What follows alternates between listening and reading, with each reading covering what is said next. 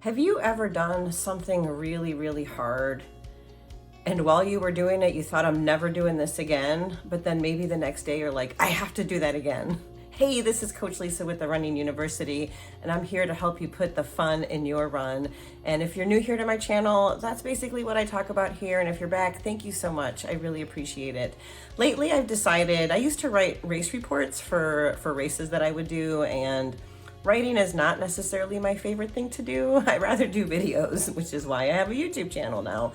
And a couple weeks ago, I had done one for my trip to Moab. And basically what I want to talk to you about today is the Crown King Scramble 50K, which I just finished last weekend. Now, the Crown King Scramble is a 50K. That's the only distance they offer. It's a historic race. I'm not even sure. I couldn't keep track of how many times because there was at least one miss because of COVID. So I don't know, it's maybe 28th year, not sure. But the first time I did it was in 2016, and it was really hard. I'm actually gonna drop a couple of my blog posts in the comments because I used to write about them. And I did it 4 years in a row, and then COVID happened and I was injured last year, so I couldn't do it. So I went back this year, and I forgot how much I love to hate that race. No, I don't hate it. I absolutely love it. I mean, as hard as it was, it took me longer than it ever has before. And it just as hard as it was, I know I'll be back for sure, just because it's not even about the 50K, it's about the whole weekend experience. So again, what I'm gonna do now is I'm just gonna go ahead and go through my photo album, and I'm just gonna take you on a little journey through my experience at Crown King 50K, which happened last weekend, the end of March. All right, here we go. All right, so here we go. I'm going to take you through my journey, and I want to start here with the race profile. Now, we started at about 1,600 feet of elevation and climb up to a little almost 7,000 feet of elevation. So it looks like a crazy elevation profile, and it certainly is.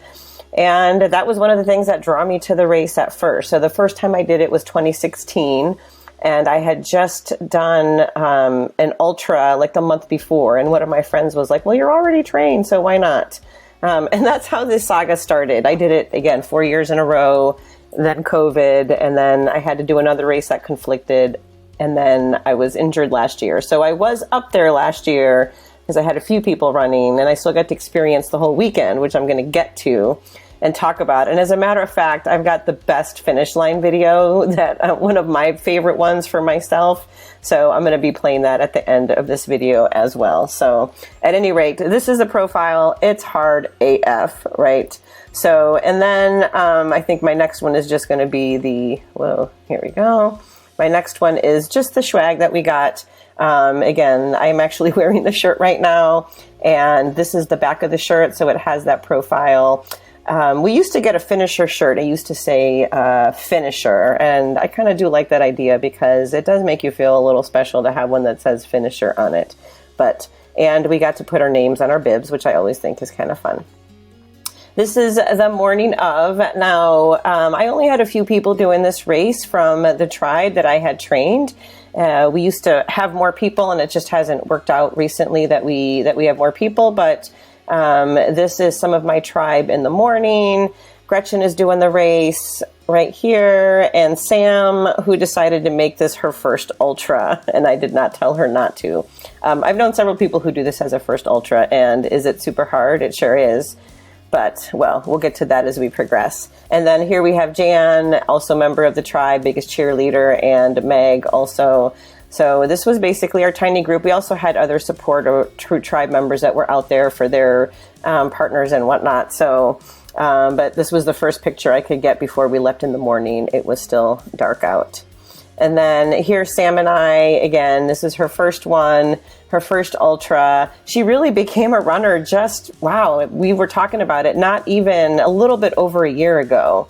And she found me, pretty quick to when she started running, actually, at the Soul Sports store. Henry introduced her to me. She was getting prepared for her first marathon, which she did in October, and she decided she wanted to try an ultra. So here we are together, and this is Lake Pleasant. So it's always a beautiful morning.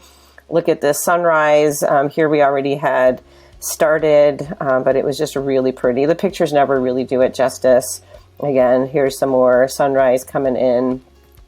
You know, the road itself, mostly, the first part especially, I'm going to say the first 15 miles, you know, it's kind of roly-poly, as I like to call it. There's some uphills, there's some downhills, you know, and my strategy is either get through the first half, I don't want to say as quickly as I can, but as efficiently as I can, quicker, knowing that I'm going to be really hiking pretty much the second half. And Sam and I had talked. I always had this deal with my people, and I always tell them to do the same. You know, when you pay for a race, it's your race. So unless you make a deal with somebody and say, we're going to stay together the whole time, no matter what. But we had talked, we were together at the start and just kind of said, hey, you know, you do you. If you're feeling good, you go. If I'm feeling good, I go. So we stayed together for quite a bit of it at the beginning. And again, I love our Arizona desert. I don't know sure if you could see right here, but we have, here's like a burro right here. There, we could hear them. There were definitely several. That was really the only one that we could actually see, though. So he was super cute. And then here we got to a point, again, no turning around now. You're either going to Crown King or we came from Lake Pleasant. So I obviously made that a little bit bigger so you could see that. There's no mileage on that, and I don't remember what mile we were at, but I don't think we had reached the 15-mile cutoff yet. You know, there's very interesting things along the way. So this is a back road to Crown King, and Crown King was an old mining town. So there's a lot of history about this race that I'm not going to really get into. But it has been around for a long time, and you kind of see some cool stuff along the way. I normally take more pictures, but I didn't because I have so many. And again, my blogs are below I wrote 2 blogs out of the 4 years I had done it. And again, this is my 5th time doing it. Now, the biggest change from any other year was the water crossings. We got a ton of snow here in Arizona. The weather's been up north rougher, and so a lot of water crossings coming down the mountain. I think I've done it before with maybe 2, and I think I didn't count them, but people were saying 12 to 14. So several water crossings. And then here we were with our we happened to be with pacers. They caught up to us, or the sweepers, shall I say. So a sweeper, if you're not aware, are the people who are picking up the signs at the end, and basically they're sweeping the course. Sweeping signs, sweeping people. We were within our cutoff to get to the first 8 stations, so that was our first goal. So she got to take some pictures. And I always say, and again, running is like life, that when you do this race, because of all the climbing, turn around and look and see how far you've come. So a lot of times you can barely see the lake back there, I think, back here in between us. But it's the same thing in life, like looking back to see how far you've come on things instead of focusing, you know, on how hard the next part is going to be, because it was getting harder. Here's our pacers. They were awesome. Again, got to spend some time with them and chat a little bit. And again, you could just see that background. We keep climbing. Here's another section of climbing. I happened to bring my poles. It was the first time I used them. I didn't have poles for the previous years. I didn't get turned on to poles until my Trans Rockies experience, and they are definitely very helpful to have, whether you're climbing uphill. I also use them for steep downhills, but they definitely were very helpful. Sam did not have any, and her sweeper was so nice and let her borrow her poles. So that's the trail running community for you. So amazing. Again, just some more cool pictures of us climbing up. Now, here we are at the Fort Misery aid station. So now we've made it through. Our first cutoff was at 15 miles. Is the only cutoff outside of the finish line. And we made it there with about 10 minutes to spare. So we were cutting it a little close. We fueled up there, and I forgot that the hardest part of the race, or at least as it was this time, it was really between miles 15 and 19. So this aid station is about 22. So some of those pictures from before is really super steep from 15 through 19. And I kept thinking, oh my gosh, Sam, this is your first one. I forgot how hard this was. But she was a trooper and just kind of kept going with me. The Fort Misery aid station, called appropriately, is manned by the Hash House Harriers every year, and they always have a little bit of alcohol. Again, I'm never going to win the race. I love to enjoy my races. So usually I would do a shot of Fireball, but I wasn't feeling it, always listening to my body. So at that point I was like, you know what, a little bit of beer is a good idea. And all they had was Pabst Blue Ribbon. Again, all good, just part of the experience. So that was when we stopped there. And again, thanks to Sam, who took a couple of these pictures of the water crossings of me. So again, just going through the water, and it was cold. The water was so cold. So it was hard when you get out of the water. I don't think my feet ever dried up, but your feet get numb for a little bit, and it was really kind of hard to run at all. So that was also part of what made it harder than usual this year. And again, we kept climbing, and we're cutting it close now. I think we have maybe about 4 or 5 miles to go. And they actually added an hour on the cutoff, which I was very grateful for. Not sure if it was because of the water crossings, but regardless, I'm very grateful that they did have an extension. And here we got to the last aid station. I think it's Orobel. And to my surprise, here is Jeff Browning. One of my, I don't know, idols might be a hard word, might be a little intense word, but he's an amazing ultra runner. And he's an elite. He's a ultra running elite. Of course, I've been an ambassador. I'm not anymore, but I still wear ultra shoes. They're the only shoes I really wear. And it was just kind of a cool surprise to see an elite person there manning the aid station. And I follow him on Instagram, Bronco Billy, if you want to follow him. But he's over 50 years old and just does some amazing, epic stuff, breaking course records. So as somebody who's 50 plus, I can always appreciate that, people in our age group are winning races and doing amazing things. So, and I've always wanted to get a picture with him, but I kind of chicken out when I see him. So this time I was like, let's just do it. So, and here we were again, we were kind of cutting it close. Oh, I guess we already get here to the finish. So, and again, I'm going to have a cute video at the very end of our finish line that was recorded for us.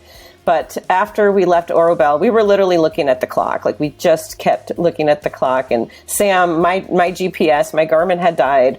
So every once in a while she would be like, okay, we're at X amount of miles and we've got, and we're figuring out our per hour. And the thing, thankfully, and I forgot to point that out on the elevation profile, but the last 2 miles are downhill. So, and of course, I use a ton of my technique. I'm always focusing on my technique. So poles were helpful, but I'm always, doing my chi running and my chi walking, lifting through the crown of my head. My legs were tired. I was more tired than I normally am. And I think part of it was just the accumulation of miles that I've had since Black Canyon 60K, which was, maybe 6 weeks before this. And then I did 54 miles in Moab. Like 3 weeks before this. So I think, my body was just tired. But we got to there was a little false downhill, and then we went back uphill, and then I'm like, okay, I think we're good. And my friend and also certified Chi running instructor, Henry, happened to be up there, and he happened to be doing his training run. He came for the weekend, not to do the race, but to hang out for the experience, which we're going to get to some of those pictures as well. But so this was us at the finish. We made it with, we're covering, again, in the video, you'll see it behind my head is the clock timer. And we made it in like 10:54 something. So we basically had 6 minutes to spare on the clock. And but we made it. We did it. I was so proud of Sam. She's such a trooper. Look at those smiles. So proud. And this after they have a cool barbecue. So again, the whole weekend is just a fun experience. So you run up, and the race is appropriately, the tagline is from Spines to Pines, because Spines in Lake Pleasant with the cacti up to the Pines in Crown King.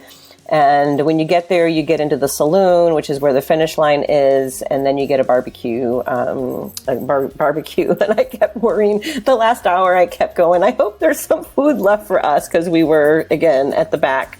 We were DFL for a while, DFL being dead effing last. And then at that very last aid station, we caught up to a couple of people, and then we passed them on the downhill again, Chi running all the way down the hill, which was fabulous. But here again, Bronco Billy happened to be up there. And then Jamil, who's the race director and, another legend in the ultra running world. He's awesome. He is the president and head of Aravaipa Running. an amazing ultra runner. So while I had both of them, and I was like, well, I might as well get a picture with two local legends. And you'll see why I'm using the word local legend maybe several times, because it's in my finish line video. You got to check it out. And here I am with Chris. Chris is really one of my good trail running friends. We both have just some history with this race together, and this was his 100th 𝙍𝙘𝙘 race. So, and this was my 93rd.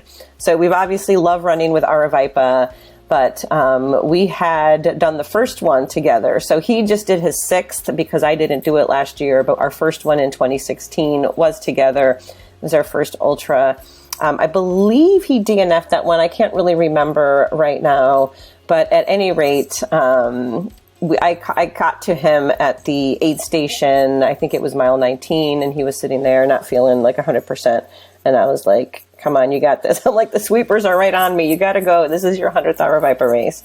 So he went ahead, and I never caught up to him, and he finished. So big congrats to Chris for doing his 6th Crown King, and I finished my 5th Crown King. I don't know that I'll ever stop doing this race, to be honest with you. Then funny thing, here we are, we're just hanging out. So there's cabins. And again, you have to do the full experience if you just want to experience this race. And it just started snowing, which was awesome. So of course we're all like, oh my God, it's snowing. So everybody's taking pictures. I did a live on Instagram real quick. So that was kind of fun. And then, of course, you know, a little bit of fun in the saloon that at nighttime, you know, everybody goes to hang out after. There's actually a beer mile that I never do. I think one year we did it as a relay. I'm not going to get into what the beer mile is right now, but they usually have a beer mile every time. And then everybody either goes to dinner at the saloon. Not a whole lot to do in Crown King, and they usually have a live band. So again, the 𝙍𝙘𝙘 people basically take over Crown King for you know, about 30 some hours or whatever. And then here's my friend BP and I, because there's several iterations of the finisher jackets. This is a 50K finisher jacket. I can't remember what year I got that. And you know, it is kind of cool to have a finisher jacket when you do a race that's so hard. So we were just pointing out that we both were wearing that same one. Now, the cool thing about this race, again, it's about the experience. So, because it was so cold, sometimes we go out in the evening when the saloon closes and get a fire pit going. Last year we had a little dance party, but it was too cold. So none of that happened. But the next morning we have our breakfast. I think this was the 5th annual Crown King Scramble egged breakfast. And again, Chris, who I had pointed out earlier, basically started this, and it's just kind of grown into such a great way for our community to get together. Again, the trail running community in general is amazing, and I'm all about community, but our 𝙍𝙘𝙘 community is amazing as well. So yes, we have breakfast. There's a Bloody Mary bar, lots of food. Chris put so much together to make this happen. So here we are at breakfast again. This was one of my most sober Crown Kings, because I was trying to just, you know, not get too crazy. But there was a shot of vodka that I decided to do in the morning after my Bloody Mary that I had. And then here's Chris and I again, and Andre, and we've had these pajama pants that were part of our swag from the Jackrabbit Jubilee race. And this was the swag. They're my favorite jammies. They're so fun to wear. And people are like, oh, I should have brought mine too. We do this every year. We take the same picture. Again, I think it's been, I don't know, at least 4 years that we have this picture, maybe 3. Can't remember when we got them. And back here is the other finisher jacket that one of my runners still has. And I have to get back from her because this is by far my favorite one. If you can see this one here. But anyway, that's us in our favorite jammies that we have to wear at Crown King. And then here's a great big group photo. I think some people are missing because they had left. But again, we just stay in these cabins. There's other places to stay close by. Then we have this amazing breakfast. And then everybody goes down to the Cleator Yacht Club. So there's a little town in Cleator, Arizona, population, I don't know, 75. No, I'm not sure. Very small, but you have to, if you're ever in Arizona, you have to come check out this little, and again, here I am in my jammies. But everybody, you know, usually stops here on the way down because, again, it's just part of the experience. And I don't know if I have any pictures outside. Okay, here we go. I took one. I actually stole somebody's. This year, again, I didn't drink as much as I normally do, and I also didn't take as many pictures. So I did steal some of these pictures from people. I think these were Chris's pictures. But it's just cool because you go in, you get a beer, and in the back, you know, it's called the Yacht Club. So it's just a fun, you have to check it out. There's so many cool things to check out. I think this might be my last picture right here. So that was basically the end of the weekend. And of course, it's not even a hesitation. I'm, 98% sure I'm going to do this race again. So no matter how hard the thing is, if it's something that brings you joy, which, even though it's hard, I love doing this stuff. Congrats to Sam and all the finishers. And as always, thanks to all the volunteers and 𝙍𝙖𝙘𝙚.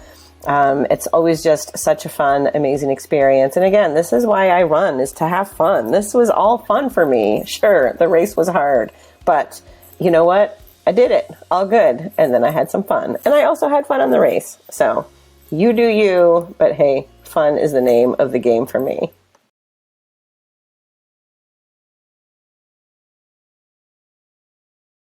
We've got local legend finishing her 93rd 𝙍𝙖𝙘𝙚 race and her 5th Crown King Scramble, 𝙍𝙖𝙘𝙚. And not to be outdone, finishing